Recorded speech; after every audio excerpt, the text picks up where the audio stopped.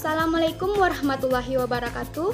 Salam sejahtera untuk kita semua. Saya ucapkan selamat pagi untuk Ibu Sa'adatul Maghfirah dan selamat pagi juga untuk teman-teman yang sudah online pada kesempatan pagi hari ini. Saya Nikmatul Aufa dan rekan saya Rahman Alfindo, mahasiswa jurusan Hukum Tata Negara Institut Agama Islam Negeri Batu Sangkar. Dan sebelum saya akan mempresentasikan mengenai materi saya, namun sebelum itu saya mempunyai sebuah quotes. Orang bijak mengatakan bahwa pendidikan bukan hanya persoalan ke sekolah dan ke kampus lalu mendapatkan ijazah, tapi soal memperluas wawasan serta menyerap ilmu kehidupan. So, pada kesempatan pagi hari ini, saya akan sharing kepada rekan-rekan, mudah-mudahan dapat menambah wawasan pada pagi hari ini mengenai pemerintahan daerah. Pemerintahan daerah. Pemerintah adalah sistem untuk menjalankan wewenang dan kekuasaan dalam mengatur kehidupan sosial, ekonomi, dan politik satu negara atau bagian-bagiannya. Pengertian pemerintah sendiri adalah sekelompok orang yang secara bersama-sama memikul tanggung jawab terbatas untuk menggunakan kekuasaan.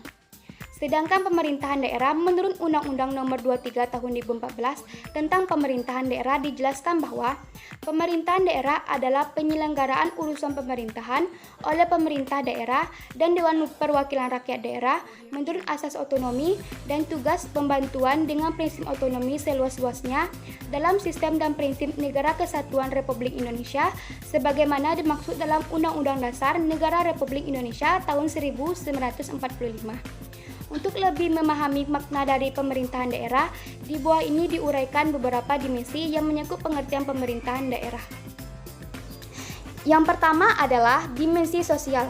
Konsep pemerintahan daerah dipandang sebagai suatu kelompok masyarakat yang terorganisasi yang mendiami atau bertempat tinggal dalam satu wilayah tertentu dengan batasan geografis. Yang kedua adalah dimensi ekonomi. Setiap penyerahan urusan pemerintahan kepada pemerintah daerah seharusnya memperhatikan potensi ekonomi daerah. Yang ketiga adalah dimensi geografis. Pemerintahan daerah dipahami sebagai suatu unit organisasi pemerintahan yang mempunyai lingkungan geografis dengan ciri-ciri tertentu yang meliputi keadaan fisik geografis tertentu, demografis tertentu, dan potensi ekonomi tertentu. Yang keempat adalah dimensi hukum. Pemerintah daerah dipandang sebagai suatu unit badan hukum publik dalam kedudukannya sebagai badan hukum publik pemerintah daerah di samping dipandang sebagai unit organisasi pelaksana pemerintahan pusat. Yang kelima adalah dimensi politik.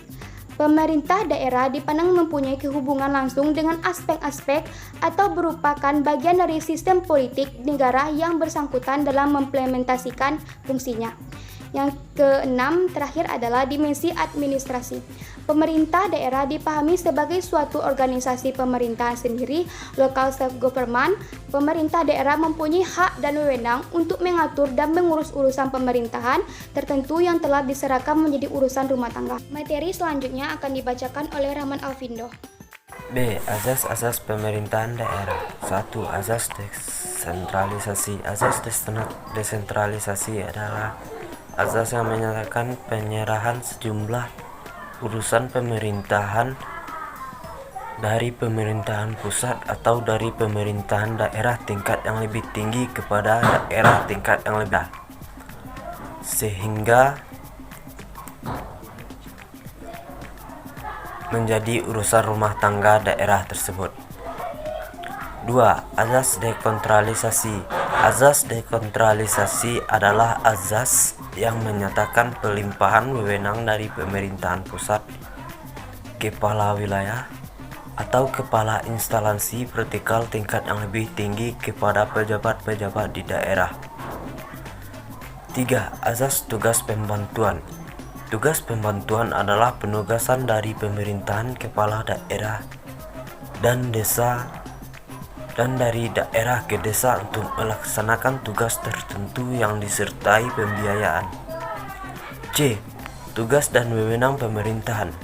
Di dalam Undang-Undang Nomor 9 Tahun 2015 Pasal 65 Ayat 1 dijelaskan bahwa mengenai tugas dari kepala daerah, tugas yang dimaksud yaitu 1. Memimpin pelaksanaan urusan pemerintahan yang menjadi kewenangan daerah berdasarkan ketentuan peraturan perundang-undangan dan kebijakan yang ditetapkan bersama DPR. 2. Memelihara ketentraman dan ketertiban masyarakat. 3. Menyusun dan mengajukan rencana perda tentang RPJPD dan rancangan perda tentang RPJMD kepada DPR dan untuk dibahas bersama DPRD. 4. Menyusun dan mengajukan rancangan perda tentang APBD, rancangan perda tentang perubahan APBD, dan rancangan perda tentang pertanggungjawaban pelaksanaan APBD kepada DPR untuk dibahas bersama. 5. Mewakili daerahnya yang di dalam dan di luar pengadilan. Sedangkan tugas dari wakil kepala daerah menurut Undang-Undang Nomor 9 Tahun 2015 pada pasal 66 ayat 1 dijelaskan bahwa membantu kepala daerah dalam memimpin pelaksanaan urusan pemerintahan yang menjadi kewenangan daerah, mengordinasikan kegiatan perangkat daerah dan menindaklanjuti laporan atau temuan hasil pengawasan aparat pengawasan, membantu atau mengevaluasi penyelenggaraan pemerintahan daerah yang dilaksanakan oleh perangkat daerah provinsi bagi wakil gubernur. 2. Memberikan saran dan pertimbangan kepada kepala daerah pelaksanaan pemerintahan daerah. Contoh, melaksanakan tugas dan wewenang kepala daerah apabila kepala daerah menjalani masa tahanan,